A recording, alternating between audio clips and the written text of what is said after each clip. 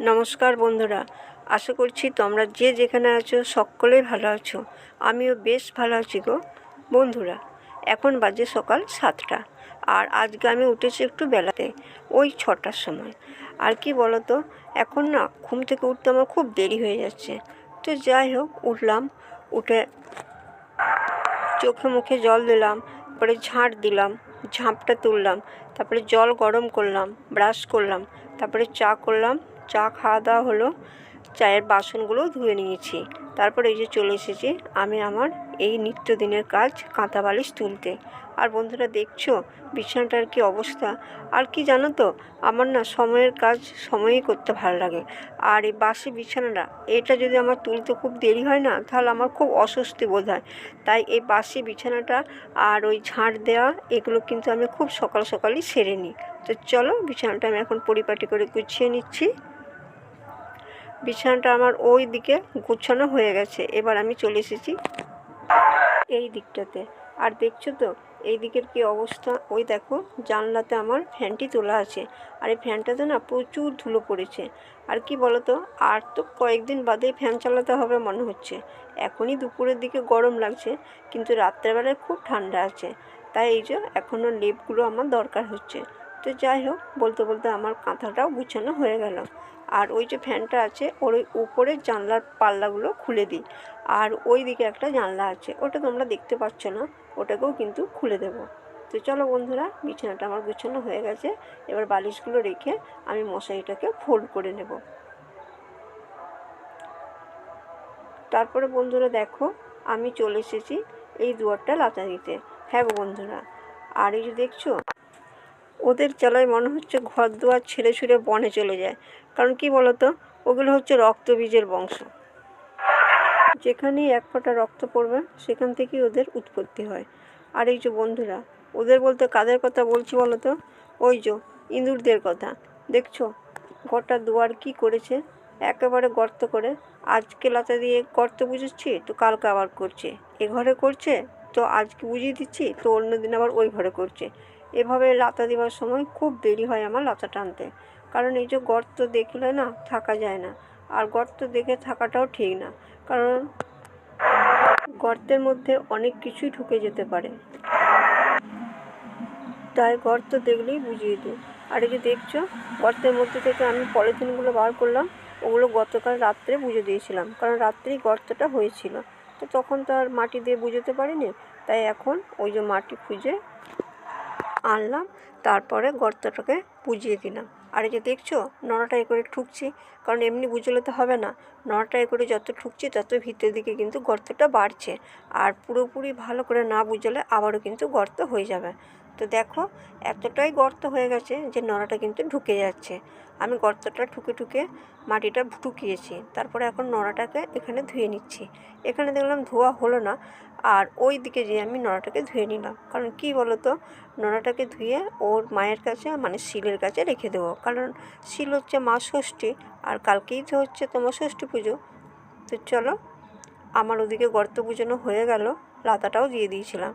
তারপরে এই যে বাসি কাপড় জামাগুলো মা ধুয়ে এনেছিল, সেগুলোকে মিলে দিলাম। আর কি বলো তো, এগুলো যদি এখন না মিলে দেওয়া হয়, তাহলে কিন্তু যখন স্নান করব তখন পরতে পারবো না। কারণ সকালে আমরা সবাই জামা কাপড় চেঞ্জ করে দিই, তারপরে আমরা ওই জামা কাপড় পরে সমস্ত কাজকর্ম করে নিই। তারপরে স্নানের সময় আবার স্নান করে এইগুলো, মানে যেগুলো সকালে পরেছি ওগুলোকে আবার ধুয়ে দিই। এইভাবে আমাদের নিত্যদিন চলে। তো যাই হোক, আমি প্রথমে মায়ের এই শাড়িটাকে মিলিয়ে দিচ্ছি। আর কি বলো তো বন্ধুরা, আজকে রোদটাও না মোটামুটি ভালোই উঠেছে, তাই এই ধারটা আমি ভালো করে মিলে দিচ্ছি। তারপরে ওদিকটাতে চলে যাব। আর এই যে বন্ধুরা দেখছো তো, ওই যে খেজুর পাতাগুলো পড়ে আছে, ওগুলো কিন্তু জ্বালালি নয় গো বন্ধুরা। কারণ ওই পাতাগুলো দিয়ে আমরা তালাই বুনবো, কিন্তু এখন সময় নেই, তাই পাতাগুলোকে তোলাও হচ্ছে না। আর পাতাগুলো থেকে ওই খেজুরের একটা একটা পাতা, সেটাও কিন্তু ছাড়াতে পারছি না। কারণ পাতাগুলো যদি অনেক রোদ খায় বা শিশির খায়, তাহলে কিন্তু তালাইটা ভালো হবে না। তো যাই হোক, দেখি আজকে একবার পাতাগুলোকে তুলে রাখবো। তো আমার ওইদিকে তারের কাপড়গুলো মেলা হয়ে গিয়েছিল, এবার আমি এই দিকের তারটাতে চলে এলাম, এদিকের তারও মিলে দেবো। তারপরে বন্ধুরা দেখো, আমি চলে এসেছি এই যে এই রুমটাকে একটু পরিষ্কার পরিচ্ছন্ন এবং পরিপাটি করে সাজাবার জন্য। কেন বলো তো, রুমটা না অগোছালো হয়ে আছে, আর সামনে তো সরস্বতী পুজো, তা এটাকে আগে পরিষ্কার পরিচ্ছন্ন করব। দেখছো তো কী অবস্থা, এতটাই নোংরা। আর ওই যে বললাম যে ইঁদুর আছে, ইঁদুরের দৌরাত্ম প্রচুর আমাদের ঘরে। আর এই যে দেখছো ধুনোগুলো দেখালাম, এই ধুনোগুলো খেয়ে নিয়েছে গো বন্ধুরা। আর ধুনোর কী দাম বলো তো, ধুনো দেয়া হয় আমাদের বাড়িতে, মানে 2 দিন 4 দিন ছাড়া ছাড়াই কিন্তু ধুনো দেয়া হয়। তাই ধুনোগুলো এখানেই রেখেছিলাম, তো দেখছি না এখানে এইভাবে রাখলে আর হবে না, এবার কিন্তু ধুনোগুলোকে একটা কৌটোর মধ্যে রাখতে হবে। তো চলো আমি একে একে টেবিলের ওপরে যা কিছু আছে ওগুলোকে নামিয়ে দিচ্ছি। তবে হ্যাঁ, আমি কিন্তু টিভিটা নামাতে পারবো না, কারণ টিভিটা ওখানেই থাকবে।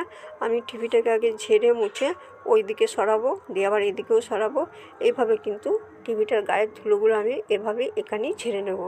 কারণ কী বলো তো, ওই তার খোলা আর খোলা ওগুলো কিন্তু আমি করতে পারবো না। তো চলো টিভিটাকে আমি এখন ঝেড়ে নিচ্ছি। আর টিভিটার একটা জামা ছিল, ওটা ছিঁড়ে গেছে, আবার একটা বানাতে হবে। তো বন্ধুরা টিভিটা আমি এধারটা মুছে নিলাম, টিভিটার গাটাও মুছে নিয়েছি, দিয়ে ওই দিকটা টেবিলের মুছে নিয়েছিলাম, ওদিকে টেবিলটাকে সরালাম একটু, তারপরে টিভিটাকেও একটু সরিয়ে দিলাম।